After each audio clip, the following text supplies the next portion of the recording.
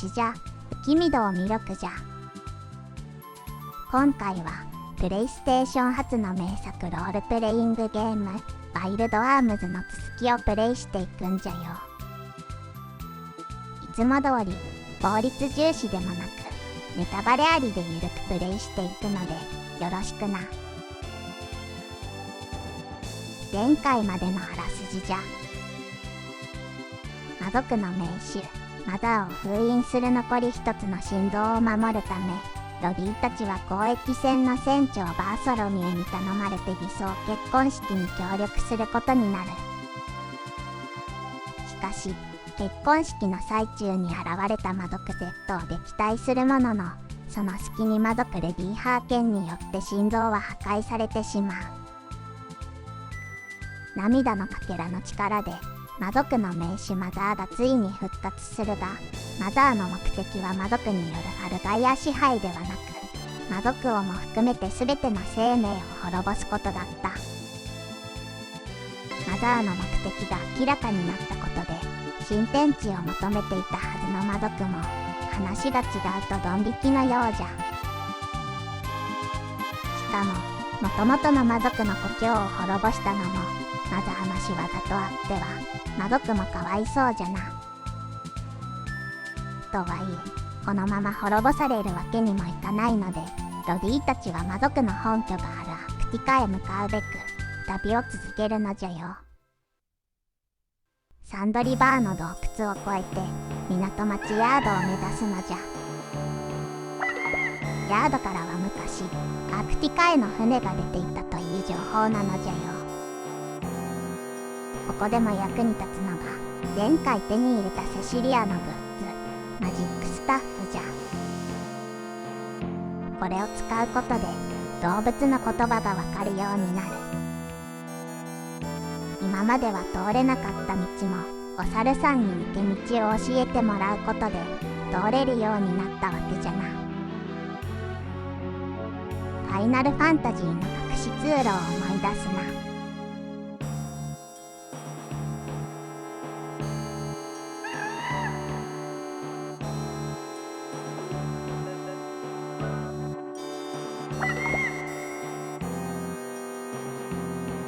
お猿さんの言う通り、このサンドリバーは強制的に流される砂の流れを見極めるのがポイントじゃ。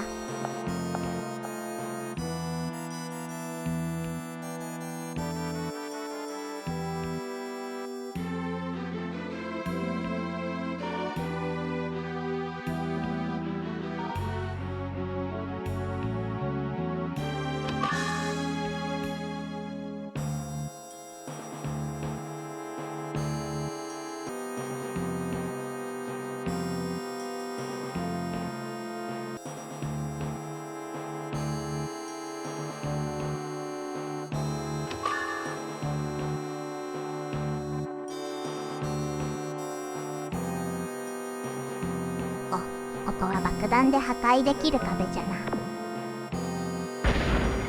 だんだんとグッズも増えてきて、一つのダンジョン内でも複数のグッズを使いこなさないといけないのじゃ。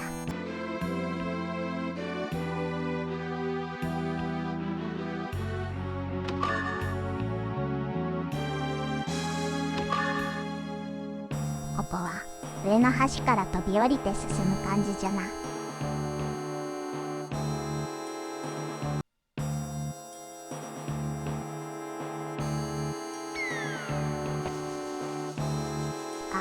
なるほど。飛び降りる位置で左右に分岐するわけじゃな。ここは最初に来たところなので、こっちのルートは外れじゃな。さっきのところまでまた戻らねば。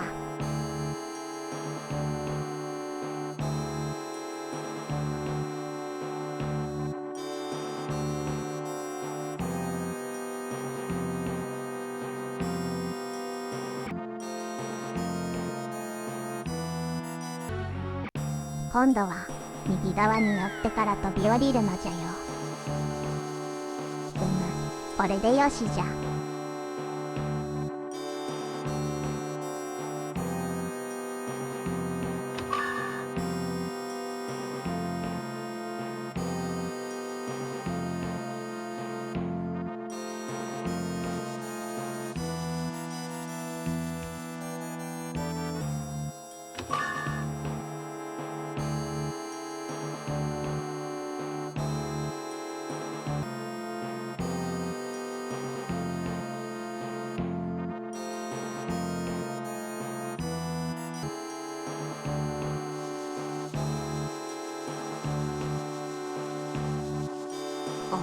こんなところに怪しげな石碑があったのじゃ。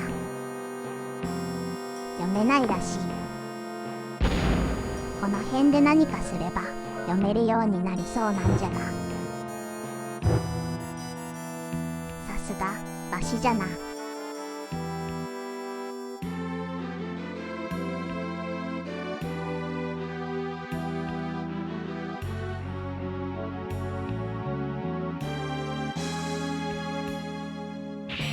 早打ちのヒントがもらえたのじゃよ。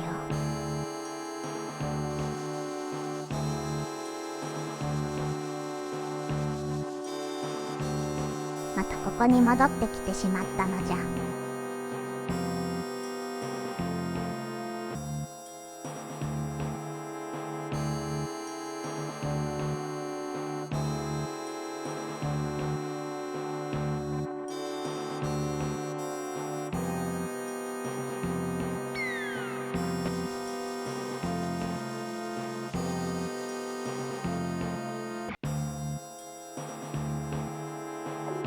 と言っていないルートといえばどこだったかな。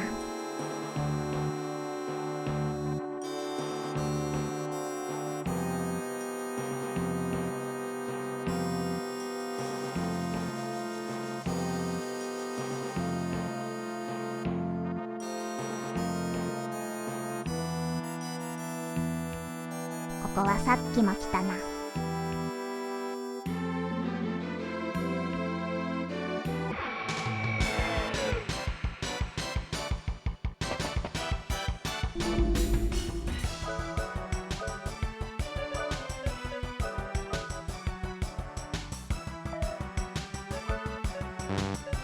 そういえば早打ちのヒントをもらったにもかかわらず、まだザックが覚えていなかったのじゃ。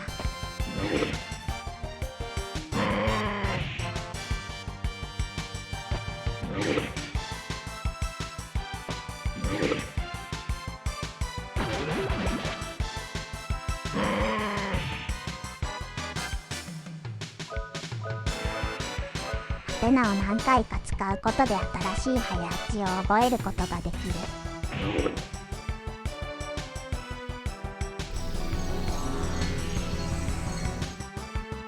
今回覚えたのはヒーリングファクター。なんとまさかの回復魔法じゃ。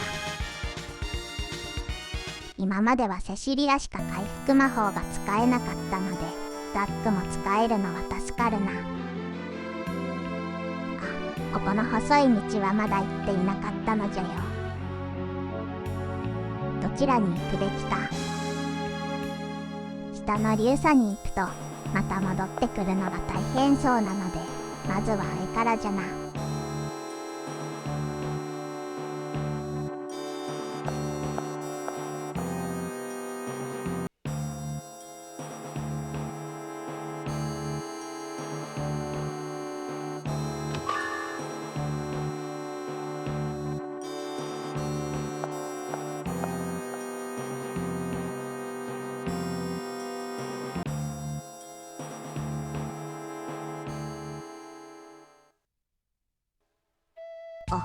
外に出てしまったのじゃ。まあいいか。今まで行けていなかった世界地図の中央あたりじゃな。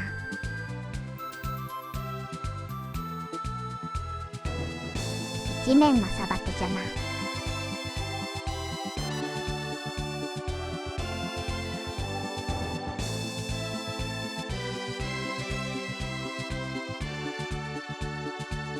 ヤードに到着したのじゃ。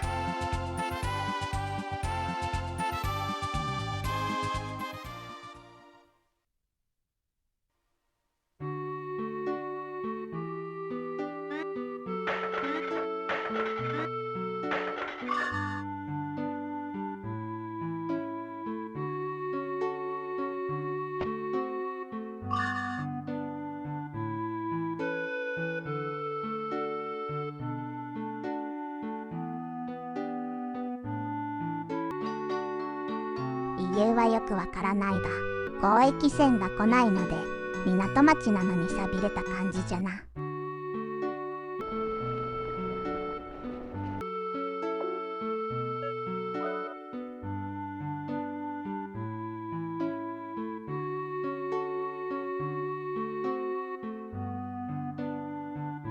なるほど、船の墓場というのはそういう意味なんじゃな。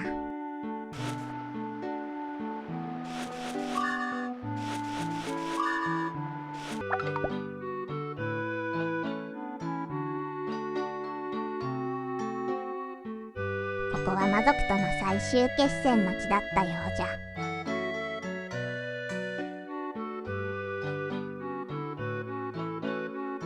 ガーディアンブレードという究極の武器が使われたらしい。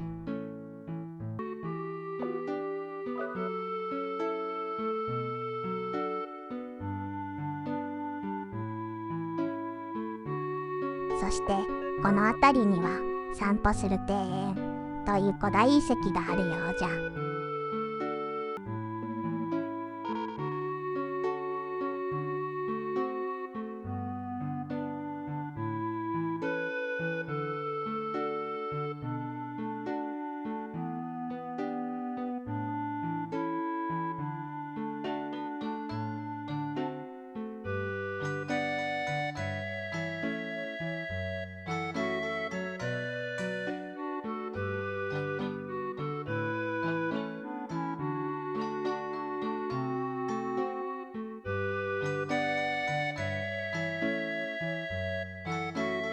ダンは妻ハンナを散歩する庭園に置き去りにしてしまったらしい。話が急に重たくなったのじゃよ。のんきに理想結婚式をやっていた前回とのギャップがすごいな。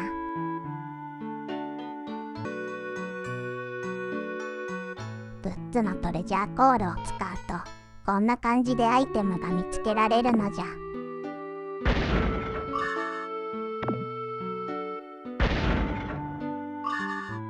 こうなっては散歩する庭園に行かざるを得ないのじゃよ。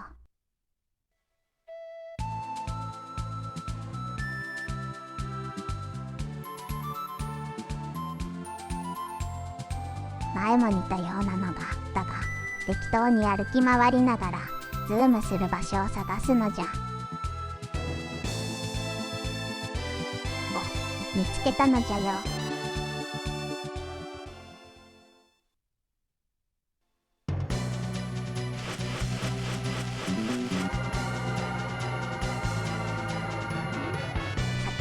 この散歩する庭園じゃが、正直言って結構難しい。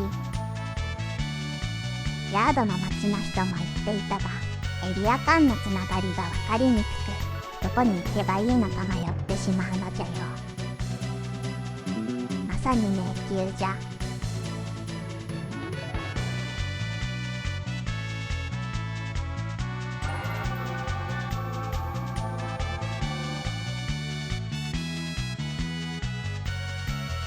まずはここの回廊部分じゃ。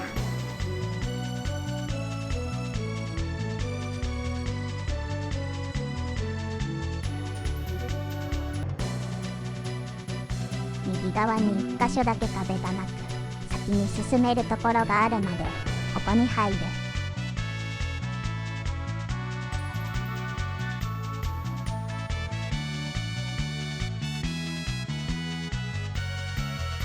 この十字路は左下に向かう。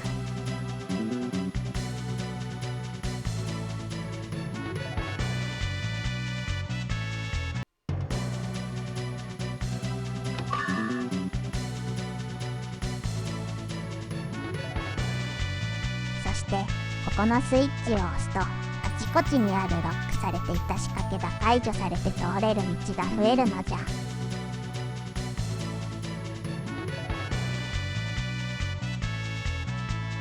その後はとりあえず先ほどの回廊まで戻る。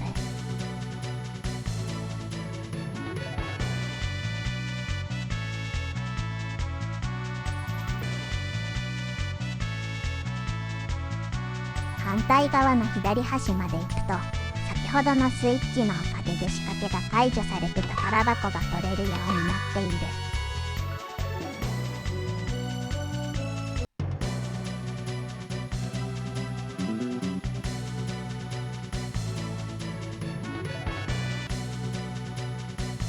また回廊に戻ったら、壁がなくて進めるところにまた入る。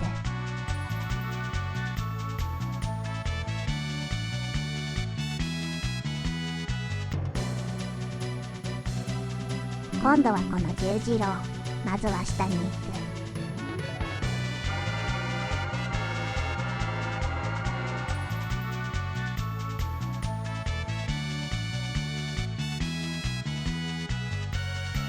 バープした先にはリプリケーターなど貴重なアイテムがあるのでしっかりゲットしておくのじゃ。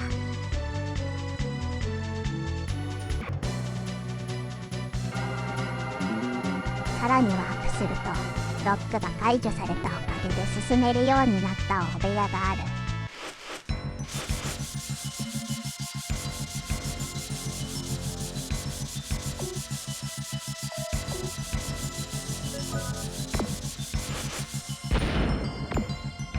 このいかにも怪しい装置を動かせば良さそうなんじゃが、いろいろやっても効果がない。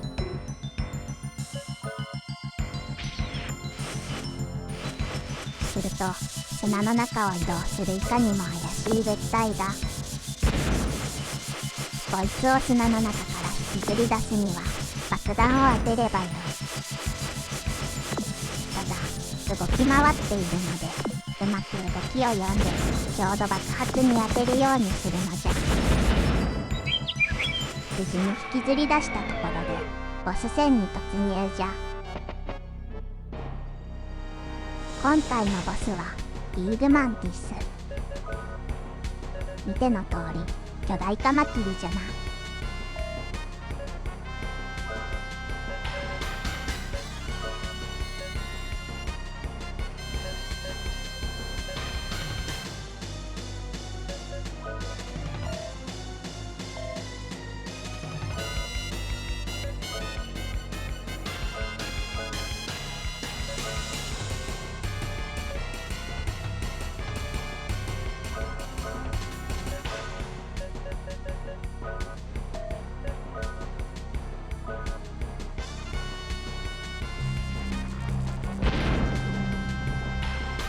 このゼロアーマーアタックは防御力無視でダメージを与えてくるので注意じゃ。虫だけに防御力無視とはそれなんじゃろうか。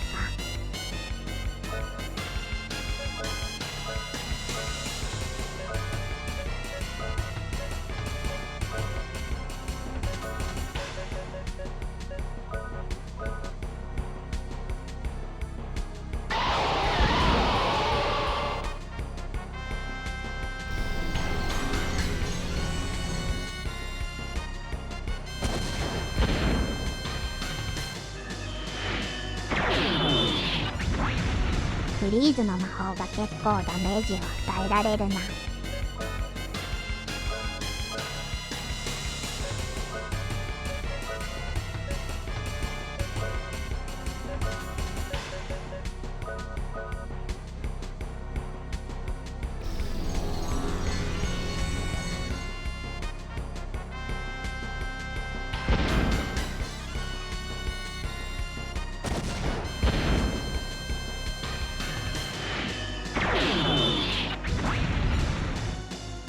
多少攻撃力は高いが魔法も含めてこちらからのダメージは与えやすいのはありがたいな。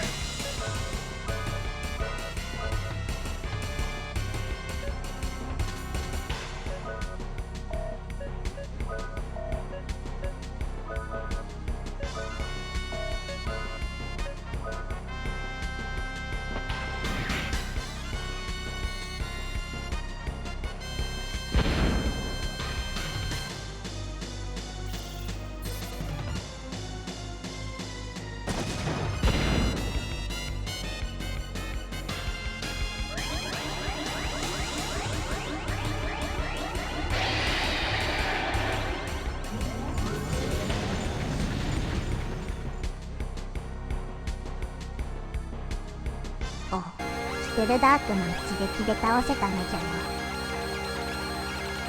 ボスとしては楽勝じゃな。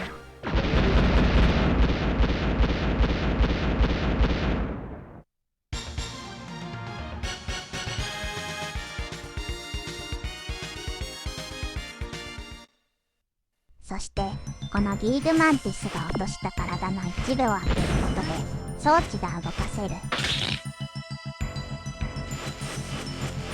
タイヤの下の方の仕掛けが動いて進めるようになるのじゃ。ここで手に入るのがワイヤーフックといザックのグッズじゃ。これのおかげで進めるところが一気に増えるのじゃよ。序盤のダンジョンやエルーの祠にもワイヤーフックがあれば進める場所がいくつかあったのじゃ。後で行ってみるのじゃよ。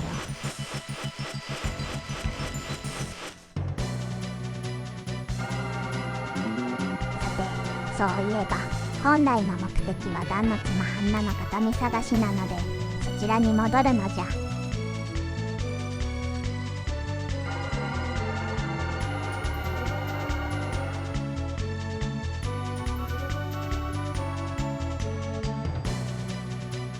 一旦回廊に戻って壁がなくて進めるところからまた十字路に向か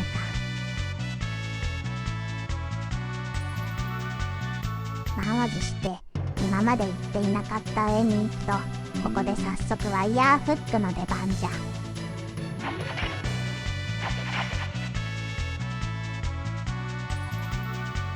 ワープポイントがたくさんあれば、ここはいろいろと試してみるしかない。面倒なので正解ルートはこれじゃ。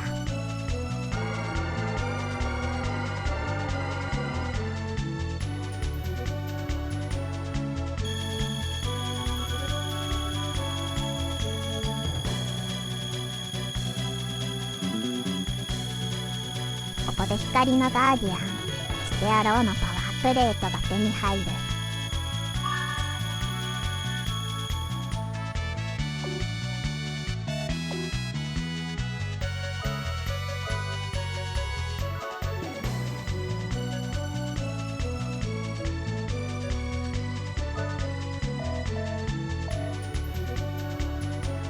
そしてそのまま道なりに進むと、ようやく目的地に到着じゃ。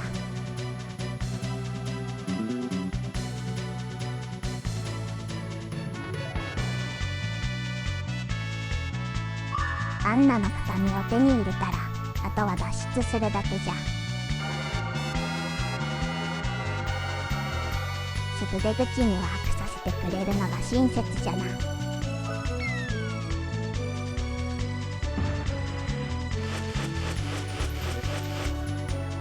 あとはこれをダンに渡すのじゃよ。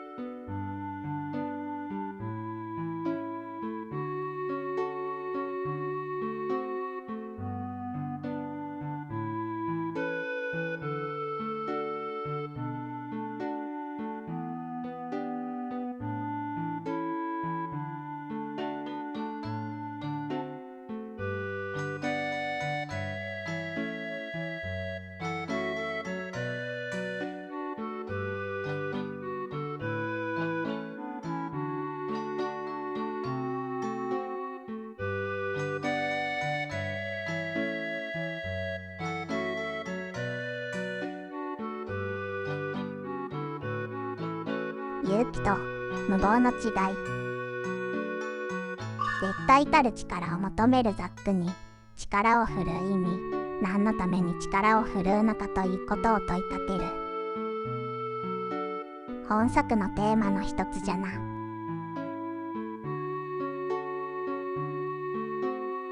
交易線もついて幽霊線も流れ着くなど、次のイベントが始まったようじゃ。これはあれじゃよ。幽霊線をなんとかしないと交易線が動かず、アークティカに行けないというパターンじゃな。次回の攻略目標も見えたところで、今回はここまでじゃ。では次回もよろしくな。